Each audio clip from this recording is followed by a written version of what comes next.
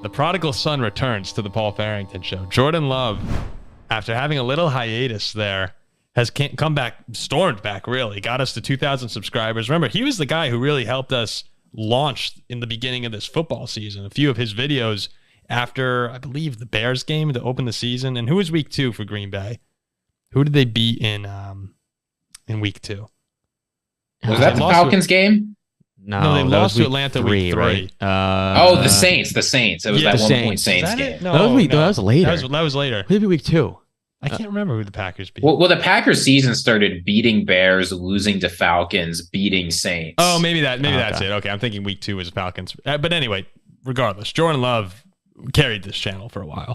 Disappeared, he's had to work a few things out. We were talking trash about him. But we weren't as bad as a lot of people. You're right. Actually, my chill pill segment was on. Yeah, you had a whole segment on relax. Yeah. Well, that's what we said all season with Jordan Love. It's that, you understand there are going to be highs and lows, even though this guy is in his 4th season. He's in his 1st year as a starter. And we're in a time now in the NFL where really, or just, I guess, all of life, where everyone wants everyone to perform immediately. If you're not performing to, the standard that has to be met by week 2, week 3, it's like, okay, we might have to look somewhere else this year. And that's just not how it works. Some quarterbacks take a little bit of time to get used to game speed. And Jordan Love's had his ups and downs, but over the past 3-4 weeks, he's been red hot. And the Lions here, I found this really interesting. Detroit has played man-to-man 24.3% of the time this year on dropbacks. Against Jordan Love, they really challenged him and the Packers receivers, who have also underperformed most of the year. They ran man-to-man 51.9% of the time. That's straight up saying beat us. Like, you go and beat us, make it work. And he did. He scorched them, probably the best game of his career. So Packers fans, all of a sudden now, they're the 8 seed out of nowhere. The Vikings are floundering. The Seahawks are screwed. Like, this Packer team might go to the playoffs. I mean, he looked like a quality NFL quarterback, especially on he looked better than quality. Much better than quality. Yeah, good. To do it on the road too, in Detroit. I woke up Thanksgiving morning, a little bit hungover. Yeah, Thanksgiving afternoon. Kind of out of it. I opened up some of my appetizers and I threw this game on. I'm like, wait a minute. Is Jordan Love back? Is he the man? Is he gonna carry this channel once again? And he did. I was impressed with what I saw. I really was. I think Green Bay can win a couple playoff games if he plays like that. I mean, the Packers have the locker room quote, right? At the beginning of the season, a reporter asked Andy Reid what he thought of Jordan Love, because Jordan Love had started his only career game against the Chiefs, and Andy Reid's response was, "Who's that?" I'm trying to remember who Jordan Love is. And then afterwards, they remind him that he was the starting quarterback for the Green Bay Packers. He said, "Oh yeah, from what I remember, I thought he was okay." Man, do you actually think you have to imagine Andy Reid actually forgot who Jordan Love was? Oh, I know, but that doesn't matter, right? What matters is he put up the quote of him saying, "How can he not know who Jordan Love is?" I'm telling you, this is the week where if they can get it done on their home field. Oh no, that's what I was getting to. If they get it done on their home field in Lambeau, Sunday Night Football, Packers fans will be like, "Well, okay, we might have got our guy here." When this is where you wonder, because Jordan Love, consistency has been his issue this year. And the past 4 games as a whole have been probably the 4 best games of his career, or at least 3 of the 4 best. That's exactly what Packers fans want.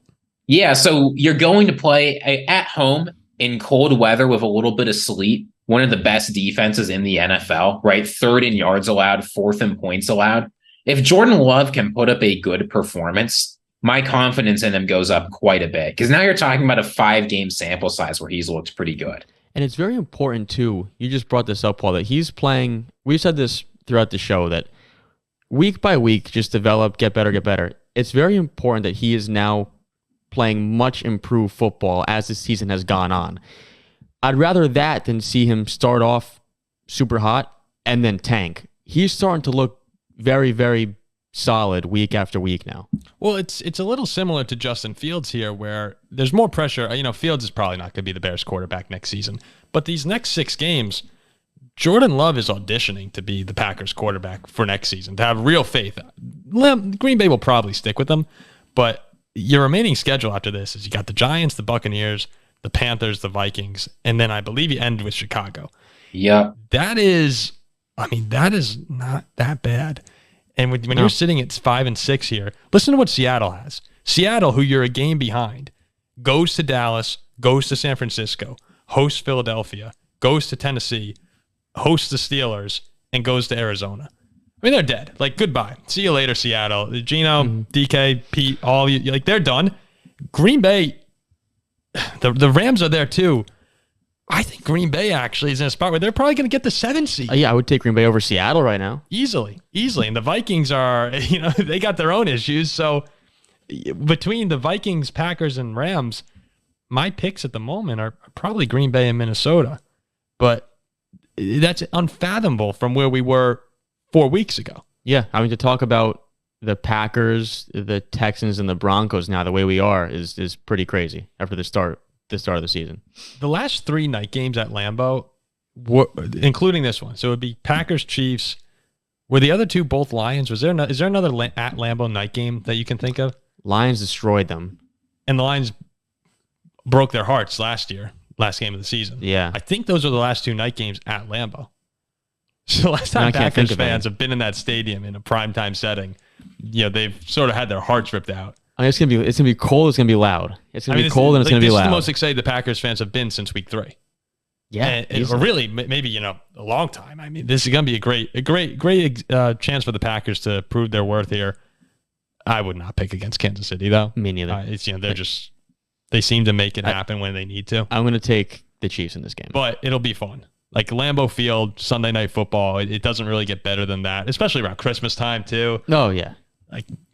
So, and thank you to the Packers fans also who have been watching and commenting. We got some really nice comments from Packers fans recently. Yeah, I was honored to see that. I really crazy. For a bunch of Vikings fans, 2 Vikings fans, it warms our hearts. It really does. Yeah. I'll say this much: if the Packers win this game, I will be celebrating. I'll be celebrating the downfall of the Kansas City Chiefs, but I will be celebrating. Ziggy will bring out the shirt again. Oh, the I Love Love. Look, the I Love Love shirt. Oh, that's hanging in my closet somewhere. Like, people were ready to burn that thing, and now it's hanging in my closet somewhere.